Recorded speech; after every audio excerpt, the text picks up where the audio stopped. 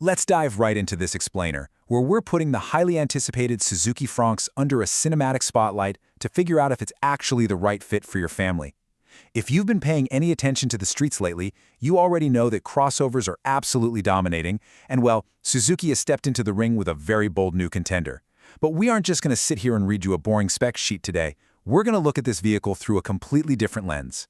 We're taking a cue from award-winning filmmakers, specifically creators like Alex McGuinness, who use lighting and atmosphere to completely elevate how we see cars. We're applying that exact mindset here. We're framing the features, cutting straight past the glossy marketing haze, and looking at the everyday reality. Think of it like using cinematic light painting to highlight the best design details, while using a slow shutter speed to blur out the noise and zero in on what real owners are actually saying. It's all about building a true story around this crossover to see how it stacks up against its fiercest rivals. To set our first scene, we really have to understand the current landscape. Why are new drivers and small families practically abandoning sedans for these aggressive new crossovers? I mean, if you look at the Philippine market, and honestly the global market as a whole, traditional hatchbacks and sedans are becoming incredibly rare sights compared to these lifted utility vehicles. The crucial takeaway here is that buyers essentially want it all. They want the nimble maneuverability of a hatchback combined with the safety, the height, and the pure practicality of an SUV. Now, in the past, you really had to sacrifice fuel economy if you wanted a bigger ride. But contemporary models have either seriously advanced their gas engines or introduced hybrid powertrains, so you literally get the best of both worlds.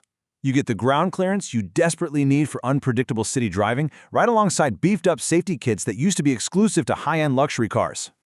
Just like a filmmaker sweeps a tube light in the dark to draw your eye exactly where they want it, take a really close look at the aggressive front fascia on the Fronx. Notice that signature Next Wave grille and those Next-Ray crystal block LED daytime running lights, which, by the way, seamlessly double as your turn signals. Sitting right beneath them are these very distinctive 3-pod LED headlights. It's an unexpectedly sporty, hyper-modern design language from Suzuki, which they say was actually inspired by the muscular stance of thoroughbred horses. Moving around to the profile, you get this slick, aerodynamic coupe SUV silhouette with a sloping roofline, sitting cleanly on 16-inch alloy rims, but the rear is where it really pops. Check out the full LED sweeping connected rear lights, the high-mounted brake light on the spoiler, and that massive rear diffuser. The whole setup gives it an unexpectedly wide and planted stance that totally demands attention on the road. Honestly, from behind, it looks like a much larger, way more expensive vehicle. Section 2, cutting to the action with specs and performance. Let's get under the hood and see what this Challenger is really made of. When we break down the numbers, the Fronx holds its ground perfectly. It's equipped with a 1.5-liter K15C inline-4 gasoline engine that's paired with a 12-volt mild hybrid system. Together, that pushes out 98 horsepower and 135 newton-meters of torque. So, it practically matches the incredibly popular Toyota Raze's 1.0-liter turbo in both power and torque, and it stays highly competitive with the Hyundai Venue. But it brings a unique electrified edge to the table that those strictly gas-powered rivals just don't have. Now, for anyone out there craving some truly visceral performance, it is definitely worth noting that Suzuki also boasts a 1.0-liter turbo booster jet variant featuring direct fuel injection technology. This engine is engineered to instantly transmit power right to the pavement. We're talking 0 to 60 in just 5.3 seconds. That is absolutely a game changer for drivers who want a fiercely sporty feel that matches the car's aggressive exterior aesthetic. Okay, the term hybrid can sometimes be a bit confusing, so let's clear that up. This isn't a full EV like a Toyota Prius, where a massive electric motor drives the wheels all by itself. Instead, it's a very clever 12-volt mild hybrid system. There's a compact lithium-ion battery tucked neatly right under the driver's seat. The starter motor basically jumps in to provide an assist to the engine during acceleration, which, as we know, is exactly when a car chugs the most fuel. The end result?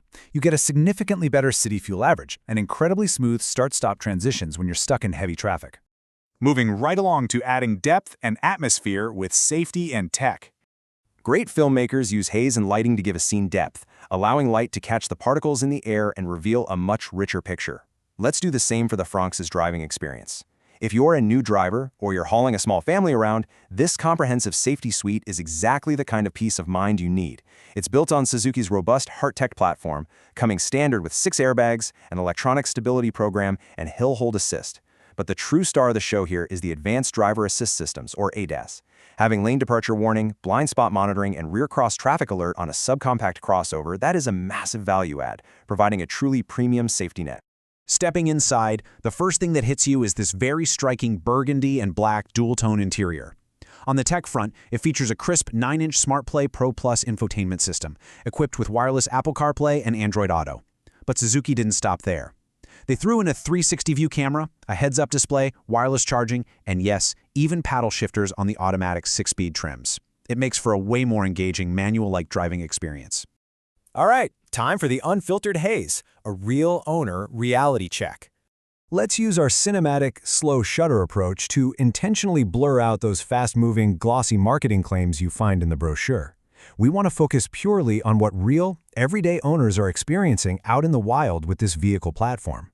When we dig into Reddit feedback for the Swift, which actually shares a ton of DNA and platform components with the new Fronx, an impartial contrast starts to emerge. While the performance and fuel efficiency get high praise, long-term owners do report a few persistent annoyances. We're talking weird whining sounds from the CVT transmissions, squeaky interior plastic panels the second you apply slight pressure, a somewhat flimsy center armrest, and a lack of sound isolation that lets noticeable tire noise leak right into the cabin. In fact, a lot of prospective buyers find themselves directly pitting Suzuki's build quality against rivals like the Kia Stonic. Take Reddit user Watchy35676 for example. After test driving both, they opted for the Stonic specifically because they felt the build quality, the superior sound isolation, and the smooth suspension were just far more compelling than what the Suzuki platform was offering. So you really have to understand the trade-off here. If you jump to a direct competitor like the Kia Stonic, sure, you might get a quieter cabin, less body roll, and sturdier interior plastics. But Stonic owners also report pretty sluggish acceleration in standard drive modes, and their replacement parts tend to be significantly more expensive. With the Suzuki Fronx, yeah, you might have to tolerate a bit more hard plastic and cabin noise, but you gain a much peppier engine response, cheaper maintenance, and of course, that excellent mild hybrid fuel efficiency. That brings us to the final frame, our expert verdict.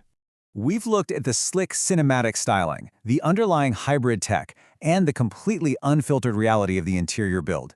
Now, let's talk numbers and see how the Fronx actually values out for you.